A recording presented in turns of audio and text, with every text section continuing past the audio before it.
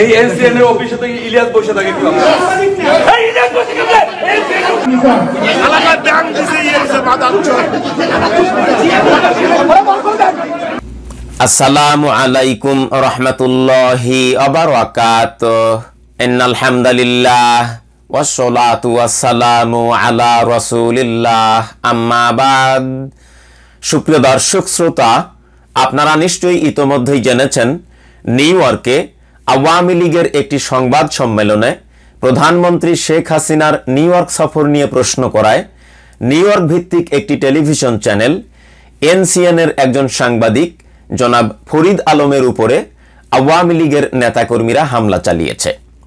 এই সাংবাদিকের সাথে আওয়ামী লীগ কি আচরণ করেছিল সেটি চলুন আমরা একে একে জানার চেষ্টা করি। সত্যিকার অর্থে এই প্রশ্ন করা একটু কঠিন এখানে, তারপরে করি, কারণ মানুষ বাঘের প্রশংসা করে, বিড়াল পছন্দ করে। আমরা দেখেছি যে সব দেশ থেকেই রাষ্ট্র এবং সরকার প্রধানরা 2-3 জন 6 জন এরকম লোক এসেছেন। তো প্রধানমন্ত্রী এসেছেন, তার সাথে একটা বিশাল বহর রয়েছে। আর এবার আমরা যেটা দেখতে পেলাম যে প্রধানমন্ত্রী এসে একটা গাছ লাগিয়েছেন, একটা বেঞ্চ উদ্বোধন করেছেন। প্রধানমন্ত্রীর আপনাদের ভাষায় তার এত উন্নয়ন থাকতে এই কাজগুলো কে করলো যে তাকে দিয়ে একটা বেঞ্চ উদ্বোধন করা, একটা গাছে পানি ঢেলে দিয়ে এটা চারা লাগিয়েছে সেটা বলা, এটা দরকার ছিল কিনা? আর এত লোক, এত বহর আসা, এটা রেজাল্টটা কি আসলে? আমাদের এবারের সফরের অর্জনটা কি প্রধানমন্ত্রী, আপনার কাছে জানতে চাই। দর্শক, আপনারা নিশ্চয়ই খুবই মনোযোগ সহকারে এনসিএন এর এই সাংবাদিক জনাব ফরিদ আলমের প্রশ্নগুলি শুনেছেন। তিনি কিন্তু সত্য কথা বলতে কি বাঘের বাচ্চার মতোই প্রশ্নগুলি করেছেন। এই জাতীয় প্রশ্ন করার সাহস বাংলাদেশের কোনো সাংবাদিকের নাই। বাংলাদেশের সাংবাদিকদের তো নেই, এই ইউএসএতেও যারা বাংলা ভাষাভাষী সাংবাদিক আছেন তাদের মধ্যেও এমন কারোর এই জাতীয় প্রশ্ন করার সাহস নাই। সুতরাং আমি জনাব ফরিদ আলমকে বাঘের বাচ্চার মতো এই প্রশ্নগুলি করার জন্য স্যালিউট জানাই, অসংখ্য অসংখ্য ধন্যবাদ জানাই। তো তিনি যে প্রশ্নগুলি করেছেন, এই প্রশ্নগুলি কি আদৌ অযৌক্তিক ছিল? এই প্রশ্নগুলি কি কোনো মিথ্যা প্রশ্ন ছিল বা বিব্রতকর কোনো প্রশ্ন ছিল? আদৌ বিব্রতকর কোনো প্রশ্ন ছিল না। এই বিষয়গুলি নিয়ে আমরা এর আগে অনেক আলাপ আলোচনা করেছি। এই যে একটা আস্ত বিমান বোয়িং 787, এই বিমানটি চার্টার্ড করে তিনি ফিনল্যান্ডে গেলেন, সেখানে 2 দিন থাকলেন, ভাগিনাকে পিক আপ করে নিউ ইয়র্কে আসলেন, আবার নিউ ইয়র্কেও সেই বিমানটি রেখে দিলেন। সেই বিমান নিয়ে তিনি আবারও ফিনল্যান্ডে গেলেন, ভাগিনাকে নামিয়ে দিয়ে তারপর তিনি দেশে গেলেন। এই যে বিষয়গুলি, এই বিষয়গুলি নিয়ে যারা প্রশ্ন তোলেন তারা কি আদৌ অযৌক্তিক প্রশ্ন তোলেন? কোনো বিব্রতকর প্রশ্ন তোলেন? আদৌ না। তিনি নিজেই বলেছেন যে অন্যান্য দেশ থেকে যারা জাতিসংঘের অধিবেশনে যোগদানের জন্য এসেছেন তাদের সাথে 6-7 জনের বহর এসছে, কিন্তু বাংলাদেশের প্রধানমন্ত্রীর সাথে এই যে 80 জনের একটি বহর আসলো, এটাতে আসলে বাংলাদেশের অর্জন কি? তিনি কিন্তু অযৌক্তিক কোনো কথাবার্তা বলেন নাই। আর নিউ ইয়র্কে এসে তিনি একটা গাছ উদ্বোধন করেছেন। আচ্ছা বলুন তো, একটি দেশের প্রধানমন্ত্রী তিনি সামান্য একটা গাছ উদ্বোধন করবেন, এতে কি প্রধানমন্ত্রীর মান সম্মান থাকে? এছাড়াও তিনি একটি স্ট্রিট বেঞ্চ, মানে স্ট্রিটে মানুষের বসার জন্য যে বেঞ্চ থাকে সেই বেঞ্চ উদ্বোধন করেছেন। আপনারা স্ক্রিনে দেখতে পাচ্ছেন ঠিক এই জাতীয় একটি বেঞ্চ তিনি উদ্বোধন করেছেন। তো এই বেঞ্চ যদি বাংলাদেশের প্রধানমন্ত্রী উদ্বোধন করেন তাহলে কি তার মান সম্মান থাকে? বাংলাদেশে কি আর লোকজন নেই বেঞ্চ উদ্বোধন করার মতো? তো এই প্রশ্নগুলি কি তিনি অমূলক করেছেন? তাহলে চলুন আমরা জানার চেষ্টা করি যে তিনি আদৌ এই গাছ উদ্বোধন করেছেন কিনা কিংবা বেঞ্চ উদ্বোধন করেছেন কিনা।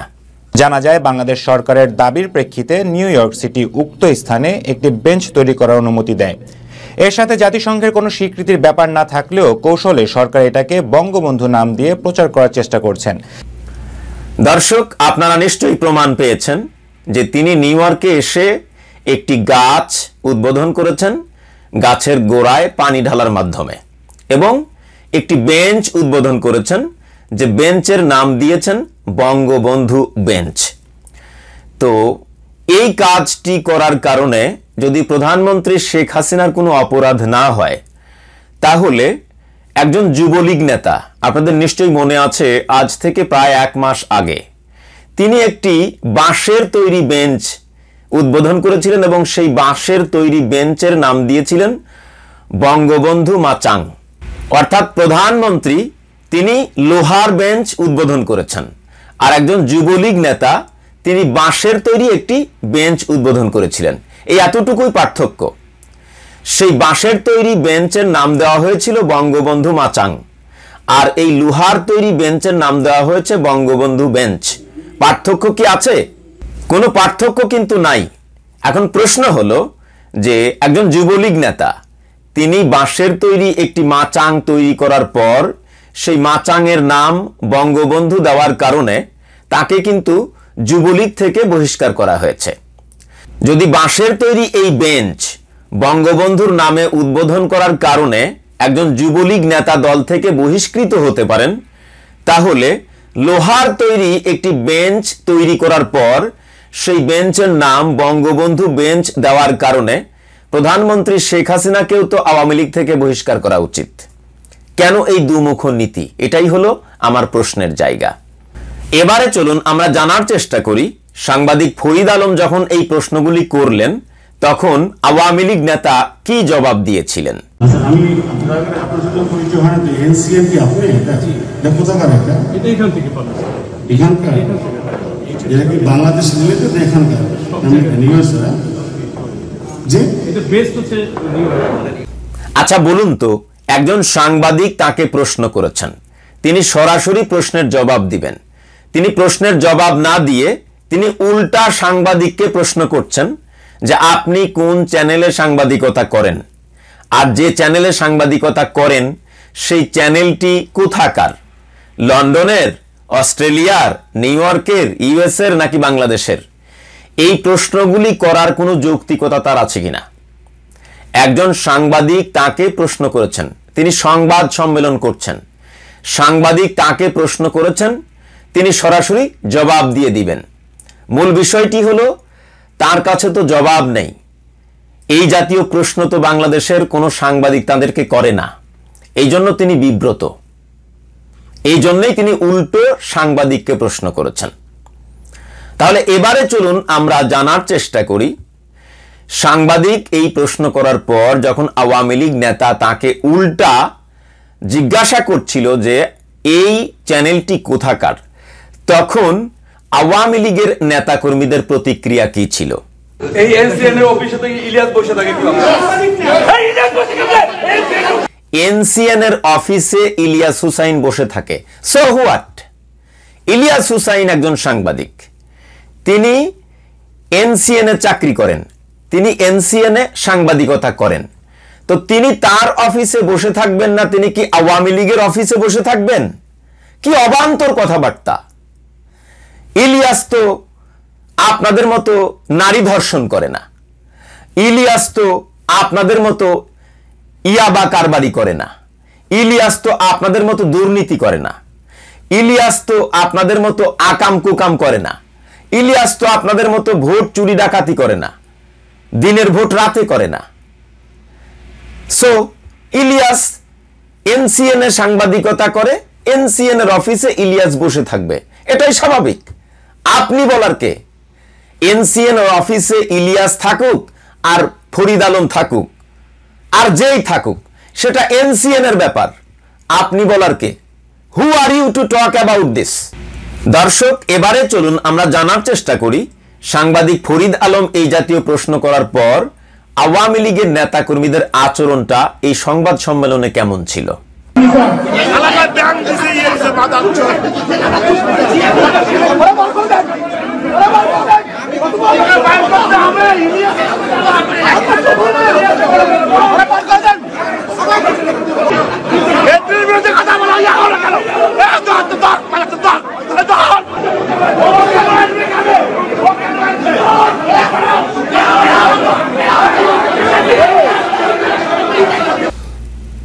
দর্শক, আপনারা নিশ্চয়ই আওয়ামী লীগের নেতাকর্মীদের মুখের ভাষা এবং তাদের আচরণ স্বচক্ষে দেখেছেন।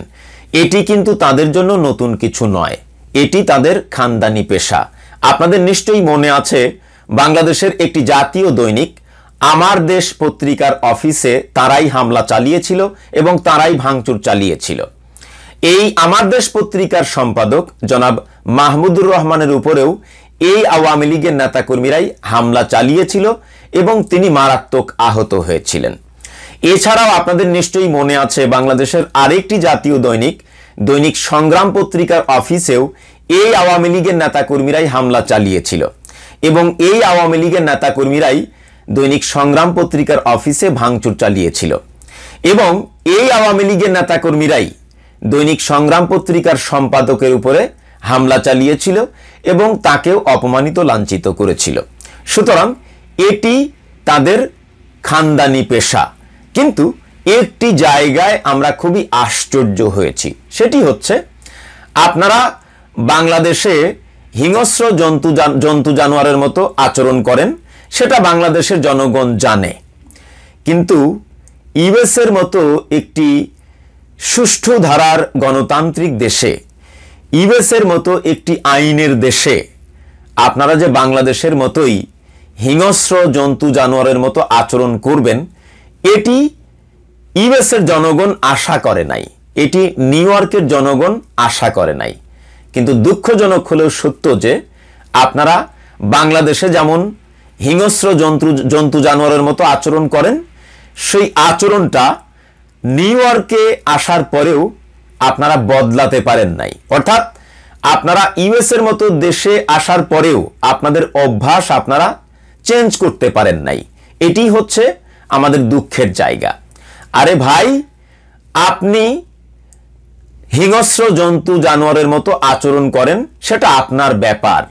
কিন্তু এই আচরণ করার মাধ্যমে আপনার পরিবারে যারা ভবিষ্যৎ প্রজন্ম আসছে, যারা গ্রো আপ হচ্ছে, তাদের জন্য আপনারা কি মেসেজ দিলেন, এটি হলো আরেকটি কষ্টের জায়গা। সেই সাথে আপনারা যারা নিউ ইয়র্কে বসবাস করেন, আপনারা তো বাংলাদেশে বসবাস করেন না, নিউ ইয়র্কেই বসবাস করেন। তো এই যে সংবাদ সম্মেলনে হিংস্র জন্তু জানোয়ারের মতো আচরণ করলেন, এই ভিডিওটা তো আপনাদের সন্তানরাও দেখেছে। আমি আপনাদের সন্তানদের উদ্দেশ্যে বলতে চাই, আমি জানি না তোমরা আমার বাংলা ভাষা বুঝবা কিনা, আশা করি কিছুটা হলেও বোঝো এবং আশা করি তোমাদের পিতাদের এই জন্তু জানোয়ারের মতো আচরণ তোমরাও দেখেছ। এটাই হচ্ছে তোমাদের পিতাদের আচরণ। তো এই জায়গা থেকে তোমরা আসলে কি শিক্ষা পেয়েছো এবং তোমাদের প্রতিক্রিয়া কি? তোমাদের পিতাদের কাছে কি কখনো জিজ্ঞাসা করেছো যে আব্বু বা ড্যাডি, গতকালকে এই যে একটা প্রেস ব্রিফিং করলেন, সেখানে যে আপনারা হুড়হাঙ্গামা করলেন, মারামারি মতো করলেন, হিংস্র জন্তু জানোয়ারের মতো আচরণ করলেন, এটা কেন করেছেন? আর এই জাতীয় আচরণটা কি ঠিক? আপনারা যা করছেন আপনাদের কাছ থেকে আমাদের কি শিখার আছে? তো কি মেসেজটা আমাদের পরবর্তী প্রজন্ম পাচ্ছে আপনাদের এই আচরণ থেকে? কয়দিন পরে আপনার ছেলে মেয়েও যে এই আচরণ করবে না, তার কি কোনো গ্যারান্টি আছে?